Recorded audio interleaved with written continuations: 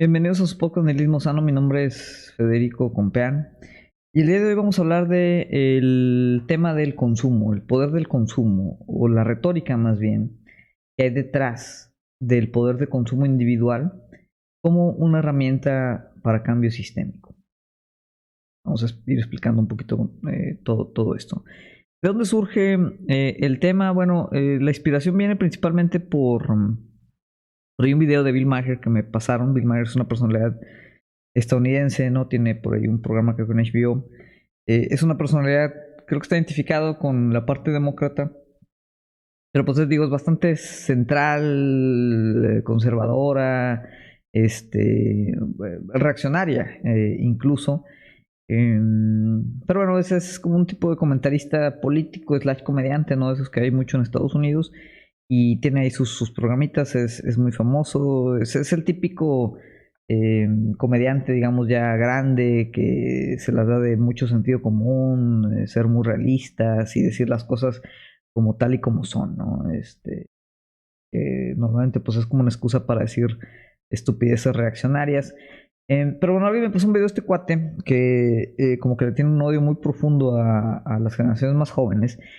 Y en ese video básicamente empieza a comparar a Greta con Kylie Jenner, Greta Thunberg con Kylie Jenner, y trata de conducir a casa el punto de que los Zoomers y en cierta medida también los Millennials somos como una generación hipócrita, ¿no? Porque nos preocupa mucho que colapse el medio ambiente y se acabe el mundo, pero seguimos comprando ropa y teléfonos y básicamente operando, ¿no? Del sistema capitalista que permite todas esas maravillosas cosas.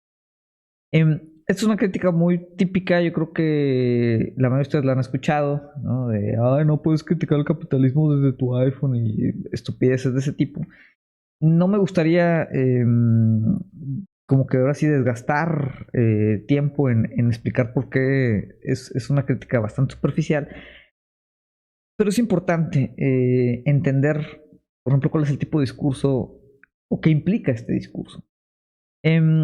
En general, ¿no? Y lo que hace Mayer en este segmento es como criticar que como hay niños ricos en Instagram, influencers haciendo estupideces y consumiendo y comprando cosas muy caras, toda la generación Z pues es una generación hipócrita porque son igual de consumistas e igual de aspiracionistas que los boomers o los Gen Xers antes que ellos. A los cuales pues obviamente él como le duele mucho, le ofende, ¿no? Que le atribuyan a su generación pues la catástrofe climática que estamos viviendo, ¿no? No soy yo ahorita nadie para tratar de repartir aquí culpas, porque precisamente eso yo creo que es el riesgo de este tipo de retóricas, que tratan de individualizar, ¿no? Como en temas de hábitos de consumo personales, lo que sucedió tanto en años anteriores, ¿no? En los 80s, en los 70s, como lo que está sucediendo ahorita. Entonces, tanto culpar a los boomers como individuos, como culpar a los millennials o la generación Z como individuos de que por sus malos hábitos de consumo el planeta va en camino al desfiladero, pues me parece que es un análisis burdo y totalmente incompleto. Pero no solo eso, sino que resulta también peligroso, y digo, no sorprende que una personalidad obviamente de los medios masivos, del establecimiento hegemónico estadounidense, ¿no? De estas grandes corporaciones que obviamente tienen mucho interés en que las cosas sigan tal y como están ahorita, no sorprende que empujen este tipo de retórica en la que obviamente cuando culpamos o decimos que la gente es hipócrita, porque que no puedes criticar o no te puede preocupar el cambio climático a menos que dejes ahora sí de consumir prácticamente todo y te vayas a vivir a una cueva. Lo que efectivamente hace este tipo de discurso es que, perdón, pues individualiza obviamente, ¿no? Una cuestión que es sistémica y una cuestión que es estructural y una cuestión que es colectiva. Y por ello llamamos al capítulo el ilusorio poder del consumo, porque es totalmente falso y es totalmente una ilusión que solo mediante la acción individual de consumir, ni siquiera menos, ¿no? Ahorita vamos a esa parte menos, ¿no? Pero vamos a de consumir menos o de consumir otras cosas, consumir verde, consumir sustentable, consumir orgánico, eh, incluso si gran mayoría de la gente hiciera todo esto, eso no cambiará fundamentalmente la dirección, ¿no?, en la que nos dirigimos de crisis y catástrofe ambiental, ¿no? Y ahorita lo estamos enfocando en la parte ambiental, pero esto básicamente ilustra cualquier elemento en el que quisiéramos radicalmente reformar, pues ahora sí, el estado de capitalismo tardío en el que nos encontramos ahorita, ¿no? Entonces, obviamente, Mag no sorprende que empuje ese tipo de retórica, es una retórica muy popular, ¿no?, como dentro de todo el aparato ideológico en el que estamos inmersos. Y obviamente aquí lo que dice o lo que ataca es como la calidad moral, ¿no?, de la gente que, pues vamos a decir, está más del lado de la izquierda y que pues critica o está preocupada por el tema del colapso del medio ambiente, ¿no? Al final, lo que dice este discurso es que pues, nos falta como voluntad a todos para simplemente consumir menos. Es decir, tenemos que vivir en la austeridad, ¿no? Y esta retórica, los gobiernos incluso la implementan en políticas públicas, ¿no? O sea, la austeridad, digo, nuestro gobierno aquí, la Cuarta Transformación, lo hace también, que es pecado ser aspiracionista, que pues es incongruente, por ejemplo, que sea que te guste la Fórmula 1, ver deporte, o sea, cosas así que ya rayan ahí bastante en lo absurdo. Y obviamente pues es tratar de como moralizar la forma en la que como consumidores nos desempeñamos dentro del mismo sistema capitalista, ¿no? Y esto es peligroso por en varios sentidos, ¿no? El primero es que cuando individualizamos todas estas condiciones, o sea, que dependen simplemente de la voluntad de una persona, atomizamos la posible solución y, pues, digamos, prevenimos el ver que las potenciales soluciones, y ahorita vamos a hablar de algunas, pues es como una cuestión de organización, ¿no?, colectiva. No es suficiente que simplemente todos nos hagamos, o sea, queramos consumir menos botellas de plástico y todo, ¿no? Que incluso si lo hiciéramos, no cambiaríamos de forma radical la forma o las relaciones de producción y de consumo que nos tienen en el estado actual en el que estamos, ¿no? No significa que sea malo. O sea, si ustedes tienen la posibilidad de comprar, hacerse vegetarianos y ir todos los días en bicicleta al trabajo, eh, dejar de usar bolsas de plástico y no consumir popote, o sea, adelante, ¿no? O sea, háganlo, reciclen, o sea, está bien. Lo que no está bien es que tratemos de avanzar un discurso en el que esos sean la única manera de evitar la catástrofe climática, porque número uno, no es suficiente. Número dos, tiene un componente de clase importante, ¿no? De manera que la mayoría de nosotros no tenemos eh, la posibilidad económica de, pues ahora sí que participar de como todas estas consumos verdes y sustentables, ¿no? También es un mercado muy, muy grande y un mercado muy, muy importante que pues, normalmente es enfocado para clases medias, altas y clases altas, ¿no? O sea, son normalmente la gente que puede darse, ahora sí, literalmente, el lujo como de consumir responsablemente. Y obviamente, pues, eso nos lleva a otro tema muy peligroso, que pues es echarle la culpa también a las clases bajas, porque ellos, pues sí, comen carne y consumen cerveza, y se gastan su dinero y bueno, pues eso está mal, ¿no? Porque eso es lo que está mandando al payaso al planeta aparentemente, ¿no? Entonces, esto puede desencadenar después en retóricas que en sus últimas consecuencias, pues, vienen con todos como los discursos maltusianos de sobrepoblación, temas incluso ecofascistas, ¿no? Y todo eso, otra vez, cuando oscurecemos, pues ahora sí la naturaleza real del problema. ¿Y qué es lo que estamos oscureciendo, ¿no? Cuando hacemos como esta apelación a la congruencia, a la moralidad, pues estamos oscureciendo el hecho de que el 71% de las emisiones viene, por ejemplo, de solamente de 100 empresas. Obviamente son empresas extractivistas que principalmente tienen que ver con temas de producción de energía, pero incluso, ¿no?, que digamos, bueno, es que esas empresas hacen esa emisión porque se requiere toda esa energía, porque todos estamos consumiendo mucho, ¿no?, que es un punto válido. Pero otra vez eso no significa que individualmente el que consumamos una cosa u otra o menos vaya a cambiar esta parte. Y ahorita la vamos a explicar, ¿no? Otro dato, ¿no?, interesante que también oscurece este tipo de discursos es que solamente el 10% de la población, los más ricos, emiten casi la mitad de las emisiones, ¿no? Entonces, lo que nos indicaría es que, por ejemplo, el 1%, ¿no?, en el bracket ahí de ingreso, es un grupo de más o menos 70 millones de personas. Ellos emiten el 15% de las emisiones, que es, digo, 70 millones de personas emiten el 15% de las emisiones. Ese mismo porcentaje lo emiten 3.5 billones de personas, que están en el 50% más bajo de la pirámide, ¿no? Entonces, ahí, por ejemplo, hay otra estructura que se oscurece, que es el tema de cómo está asimétricamente distribuido lo que se está consumiendo, ¿no? Es decir, no estamos todos consumiendo igual. Ahí, vamos a decir, en lo general, un consumo excesivo, en eso estoy yo perfectamente de acuerdo, pero ese consumo excesivo, pues está liderado por, pues, los brackets de ingreso más alto, no las clases más altas, y no solo las clases más altas, sino que también básicamente los países más ricos, lo que se le conoce popularmente como el norte global. Entonces, cuando empezamos a empujar la retórica de que la solución para disminuir las emisiones, la solución para disminuir el calentamiento global tiene que ver con que cada quien se responsabilice como de consumo individual, estamos, número uno, equiparando o haciendo una equivalencia de que todos estamos contribuyendo de la misma manera al problema.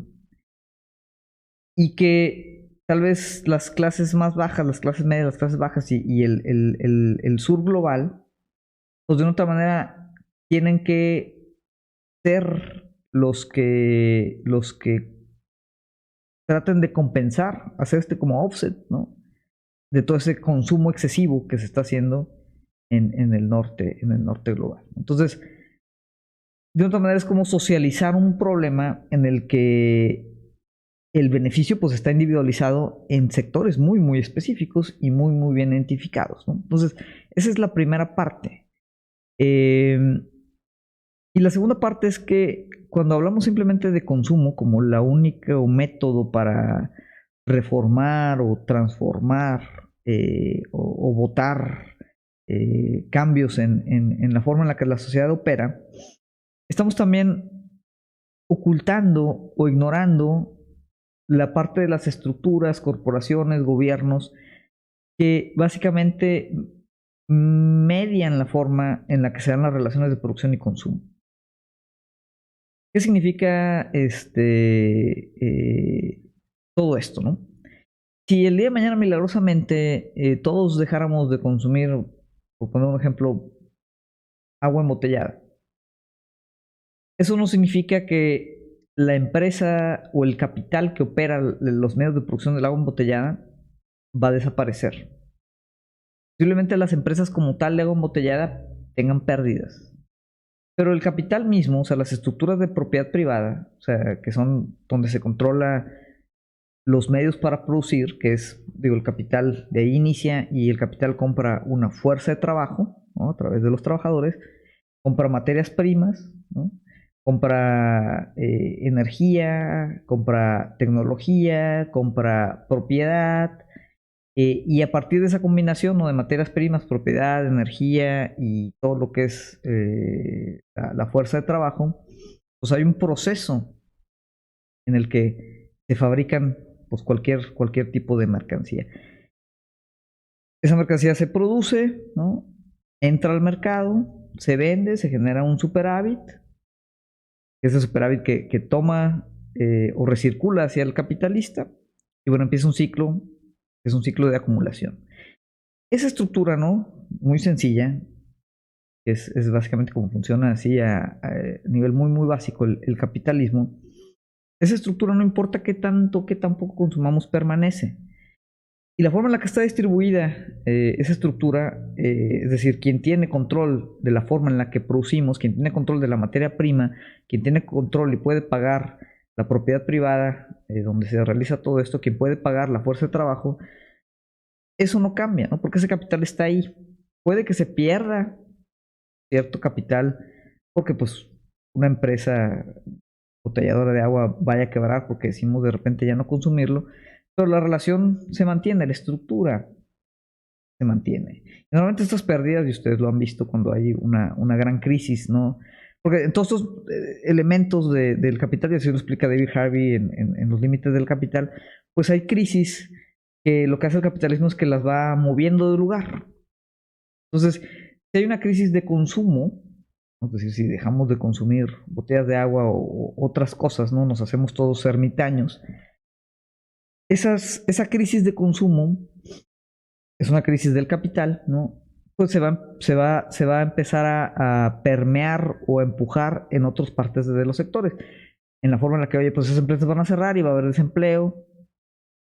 Y el desempleo pues va a generar ahora sí que una precarización de cierto sector laboral, que va tal vez a abrir pues un nuevo mercado de otra cosa distinta que no son botellas de agua, pero que al final pues va a seguir generando, consumiendo materia prima, energía, tierra, etcétera, etcétera. De forma que al final, ¿no? Porque el capital va a seguir buscando acumularse, va a ser complicado que en temas generales, ¿no? Si lo único que cambia, otra vez, si lo único que cambia es el patrón de consumo individual, el capital como tal y la estructura en la que opera el capital y la forma en la que el capital genera esas relaciones de producción y consumo, nada de eso va a cambiar.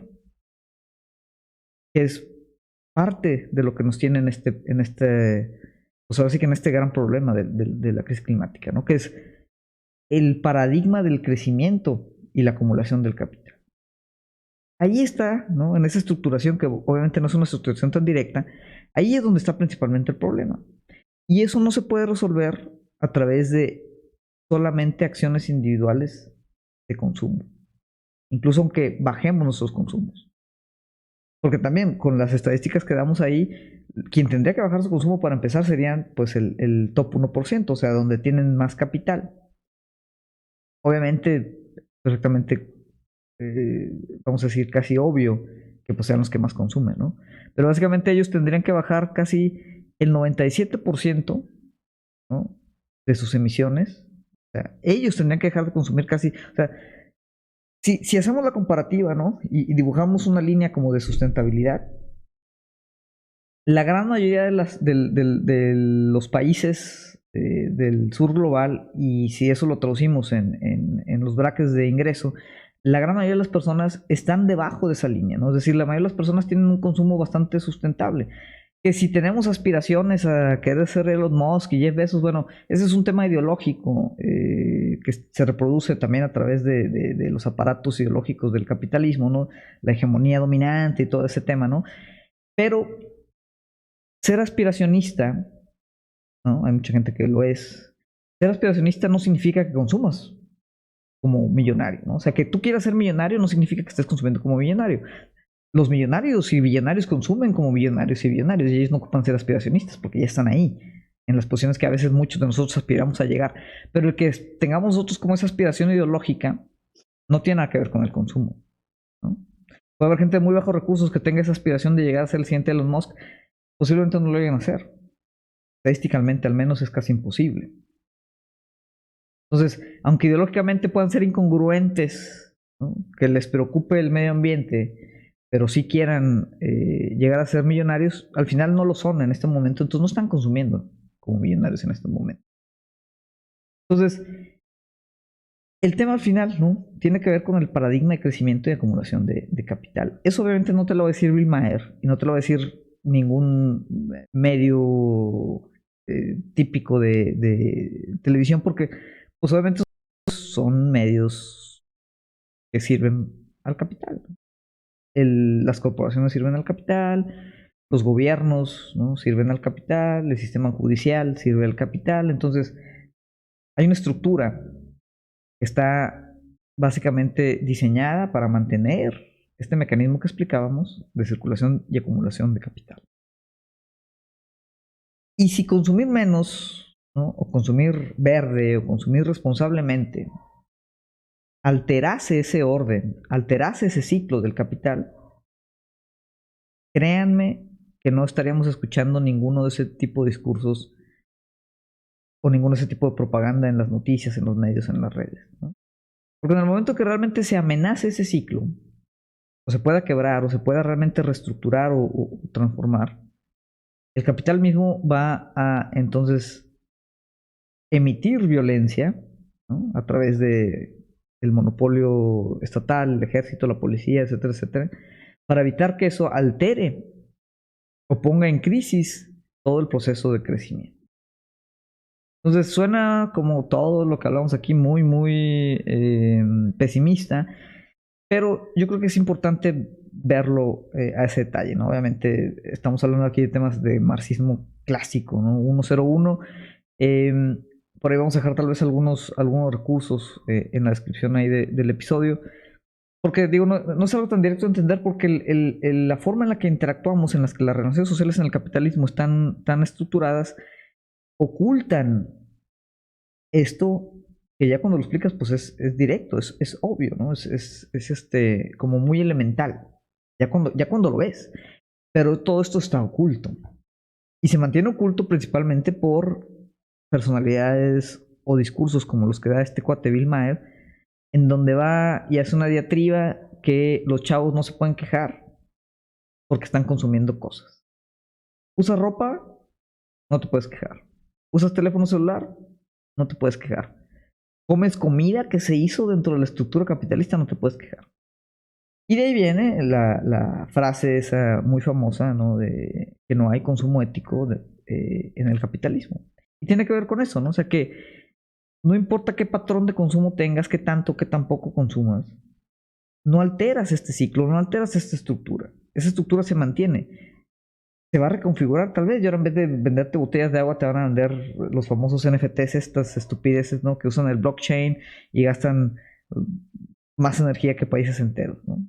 Pero hasta revolucionando el arte. Eso no existía antes. El día de mañana pueden existir las botellas de agua.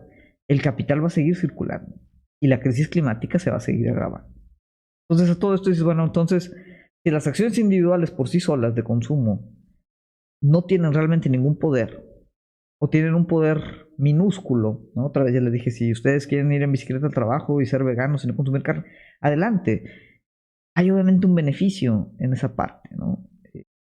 Tienen también sus contradicciones. Mucho de lo que se consume orgánico también está hecho a base de otros temas de explotación. Vamos, es eso, ¿no? Es muy difícil, no hay consumo ético en el capitalismo. No importa si un fin de semana te gastas 1,000 pesos o 2,000, ¿no? No es como que te gastaste 1,000 pesos o 500 o 200, pues tienes eres superior moral al que se gastó 1,000 o 2,000 o 3,000, ¿no? Ni siquiera los billonarios son un problema, realmente, ¿no? Problemas los billonarios, que es la encarnación de la acumulación capitalista. ¿Qué es lo que podemos hacer, no? Si realmente estuviéramos o fuéramos, si quisiéramos dar un discurso serio, ¿no? De qué tendríamos que hacer, cómo tendríamos que organizarnos. Y otra vez, cuando decimos que las acciones individuales no sirven de nada, o sirven de poco, no decimos que sean malas. Y no significa también que el individuo sujeto, ¿no? Porque estamos sujetos a estas estructuras. Pero no estamos diciendo que el sujeto por sí solo no tenga ningún poder. El sujeto tiene poder, pero ese poder, ¿no? Con otros sujetos, viene de la organización. Y en esa organización, ¿no? En esa colectividad de acciones, es posible sí activar o reestructurar ciertas cosas que afecten directamente a las instituciones, a los gobiernos, a toda la estructura del proceso capitalista, que ahí sí pueda entonces tener potencial para un cambio que genuinamente nos permita o nos dé la posibilidad de evitar que colapse el tema ambiental. Hay varios esfuerzos, ¿no? Uno muy popular es el tema del decrecimiento, que tiene que ver con hacer la oposición o la tensión con este paradigma del crecimiento, el crecimiento económico, que pues está históricamente medido en lo que es el Producto Interno Bruto. Es decir, se espera siempre que todas las economías estén creciendo. Y obviamente está elemento ideológico, ¿no? Que también pueden ver ahí con Thomas Piketty, por ejemplo, ¿no? En sus libros sobre economía e ideología y capital. Em, Básicamente la relación, ¿no? Hay una relación como ideológica entre el PIB y lo que se asume que es como progreso o bienestar. Entre más sube el PIB, entre más crezca la economía, significa que mejor vamos a estar todos. Lo cual tampoco es verdad. Se puede destruir un bosque y eso genera actividad económica que mejora el PIB. Una tanqueta de petróleo, ¿no? Puede derramar cientos y cientos, miles y miles de litros de crudo en el mar. Y luego pues se contrata, o sea, es una operación muy costosa para tratar de limpiarlo y eso aumenta el PIB. Entonces, la relación que hay con el PIB directa es, eso sí, con el uso de recursos, ¿no? Entre más aumenta el PIB, más, o sea, está acoplado, ¿no? Con la utilización de recursos principalmente energéticos. Eventualmente, ¿no? Y eso es lo que es como todo el panorama de los discursos estos de las sesiones de cambio climático, ¿no? Hay manera de desacoplar, al menos parcialmente, el crecimiento del PIB con el uso de recursos, si es posible desacoplar la generación de energía y pasarlo todo a energías renovables, ¿no? Pero eso no está ni cerca de que suceda todavía. Y eso pues implica otra serie de problemas, ¿no? Pero la realidad es esa, que mientras seguíamos esperando o tratando de mantener un crecimiento económico a nivel de los países, el uso de recursos va a continuar siendo mayor y el cambio climático pues no lo vamos a poder atacar, ¿no? Y obviamente este exceso que hay, ¿no? De crecimiento de uso de recursos, pues nuevamente no está liderado por el norte global y está, vamos a decir, soportado, compensado con la explotación de pues, todos los países periféricos al norte global, que es donde pues está la extracción. La mayoría de estos países no operan bajo esa línea de sustentabilidad que está definida, por ello les vamos a dejar tal vez un artículo ahí interesante para que se entiendan un poquito más a profundidad esos conceptos, ¿no? Pero pues ese es como es el principal tema, ¿no? Entonces, a menos que dejemos de crecer, y eventualmente, si todo es con energía renovable, etcétera, etcétera, bueno, hay una posibilidad en la que va a seguir creciendo el GDP sin afectar realmente tanto el uso de recursos, pero eso pues no sé si se va a cumplir en 50, 100, 200 años, ya que tal vez ya se acabó el mundo, ¿no? Entonces, la otra opción, tal cual es, tenemos que hacer, tenemos que encoger la economía. Pero no podemos encoger la economía nomás porque sí, porque ya explicamos qué es lo que puede pasar. Y otra vez, si encogemos la economía nomás porque sí, lo que va a pasar es que pues el capital va a seguir concentrando capital y quienes vamos a ser más perjudicados por este decrecimiento, pues va a ser la gente que ahorita ya está en situaciones precarias, ¿no? Que ya está en situaciones, pues ahora sí que complicadas, vulnerables, y los ricos van a seguir siendo bastante ricos y simplemente se va a hacer una brecha de desigualdad mayor, que es lo que pasa con las políticas de austeridad típicas, ¿no? Que son, de hecho, los elementos ahora sí que de libre texto para avanzar agendas neoliberales. La austeridad no funciona o no funciona por sí sola, o sea, no sirve simplemente ser austeros, consumir menos. Tiene que haber una serie de políticas públicas que nos ayuden, ¿no? A estructurar la parte del decrecimiento. Uno tiene que ver, ¿no? Ya lo decíamos, con la parte de la decolonización, ¿no? O esta cuestión como más antiimperialista, en la que la política económica hacia el sur global tiene que cambiar por completo, ¿no? ¿Cómo está organizado ahorita? Ya lo dijimos, ¿no? Alrededor de la extracción, la exportación y los intereses ahora sí del capital extranjero, ¿no? Que financia toda esta actividad productiva, pero que al final esa actividad productiva que las ganancias se las lleva al extranjero, de donde viene la inversión. Por eso siempre esta retórica de no, es que hay que mejorar la inversión extranjera, normalmente tiene poco peso en cuanto al bienestar de las personas, ¿no? Porque obviamente si viene un extranjero a invertir es porque se va a llevar esa riqueza multiplicada, ¿no? Que es parte otra vez del ciclo que hablamos del capital, ¿no? Entonces, todos esos programas que están impuestos por el Banco Mundial, el Fondo Monetario Internacional, que lo que han hecho simplemente pues es como desregularizar los mercados de países estos en vía de desarrollo, bajar efectivamente los sueldos, cortar políticas de austeridad en lo que es el gasto social. Pues lo que ha generado todo esto es simplemente seguir generando como esta lógica otra vez de extractivista, ¿no?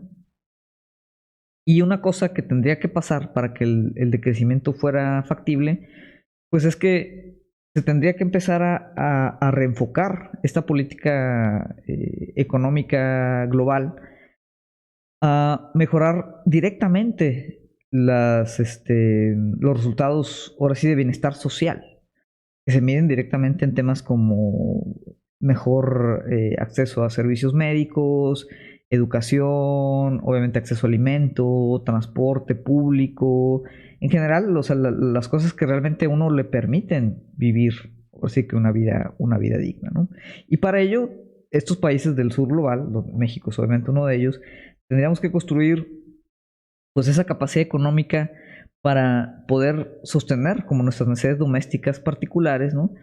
Y permitir también ciertas protecciones, ciertos subsidios, ciertos controles, ¿no? Ciertos temas de nacionalización, temas obviamente de gasto de gobierno, ¿no?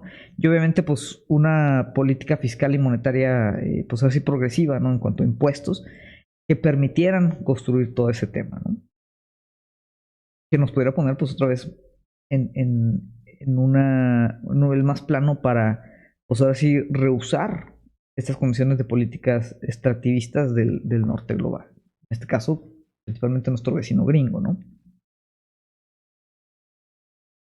Entonces, ese es un tema. Y el otro, pues es decir, bueno, si vamos encogiendo la economía, ¿no? O tratamos de llegar al decrecimiento, pues lo que tenemos que hacer es empezar como a descomodificar o desmercantilizar, es decir, sacar de los mecanismos del mercado pues ciertos elementos básicos para evitar lo que mencionábamos, ¿no? O sea, si simplemente hacemos consumo menor o políticas de austeridad, pues quienes se van a ver más afectados otra vez van a ser las sectores de la población que ya están más precarizados, ¿no?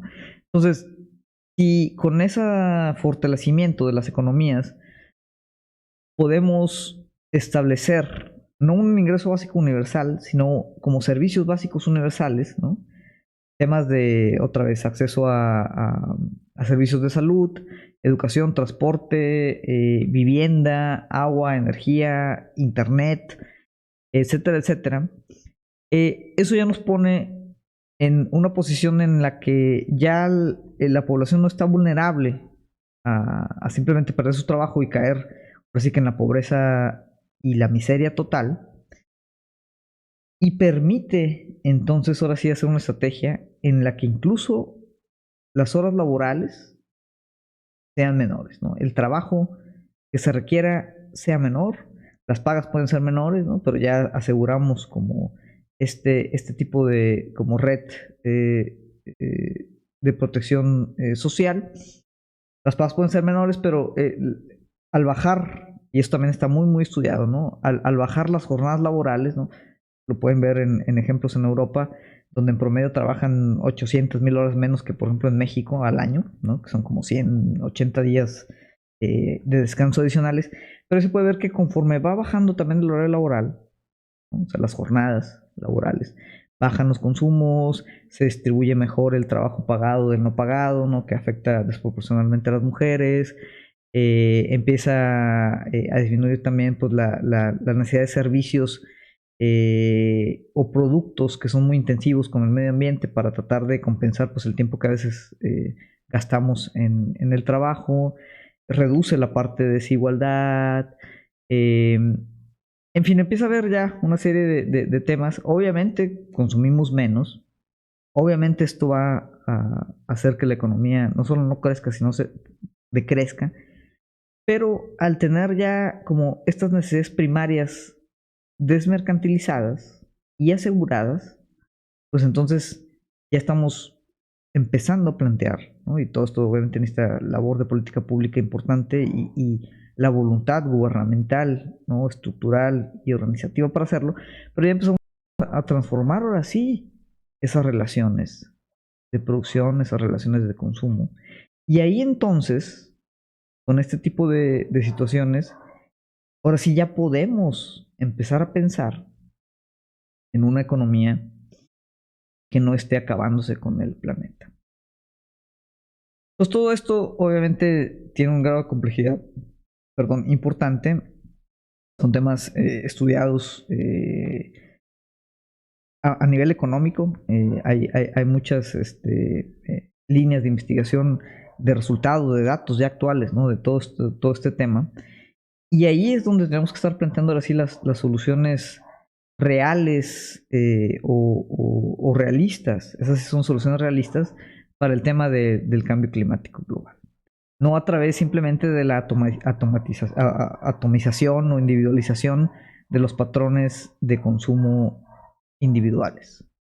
Porque eso no nos va a permitir nunca transformar la economía a la velocidad y al resultado estructural que ocupamos para que pues la catástrofe ambiental no sea realmente un tema. Pues bueno, este capítulo vimos muchas cosas. Podemos meternos mucho más profundidad a varios de estos temas. Hay cosas incluso que pues tuvimos que por ahí que dejar fuera, pero puedes tratar de poner por ahí algunas referencias, ¿no? Algunos enlaces para la gente que le interesa todo este tema, ¿no? Busquen de crecimiento. Tiene obviamente sus objeciones, tiene también pues ahora sí sus límites, tiene ahora sí que sus retos. Pero ahí está, ¿no?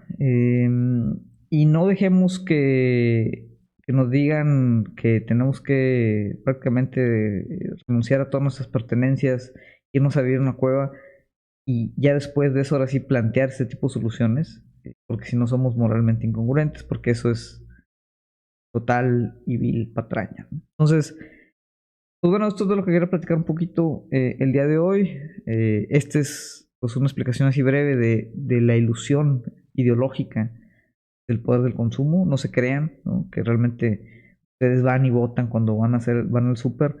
Todo lo que compran, especialmente en temas de productos de consumo, están hechos por como 3 o 4 o 5 megacorporaciones, entonces no están eligiendo nada, ¿no?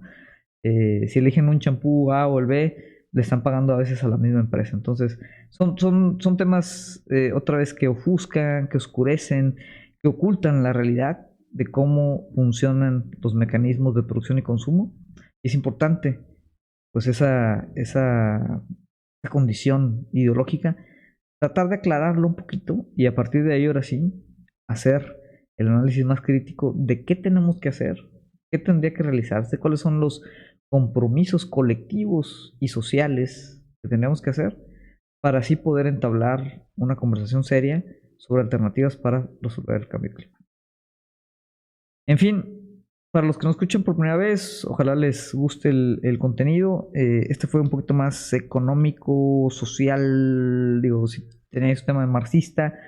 Pero bueno, tratamos aquí de abordar críticamente pues, varias de estas cuestiones, ¿no? Nos pueden encontrar las principales plataformas de podcast, Spotify, Google, iTunes. Por ahí tenemos la página en Facebook, tenemos el canal en YouTube, donde también subimos los episodios. A veces otro tanto contenido distinto que realmente no ha habido nada de tiempo de hacer.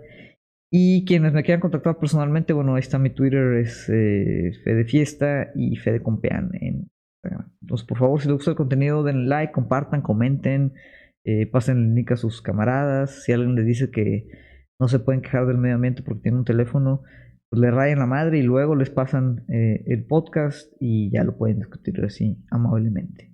En fin, por esta semana es todo. Cuídense y gracias a todos los que nos escuchan.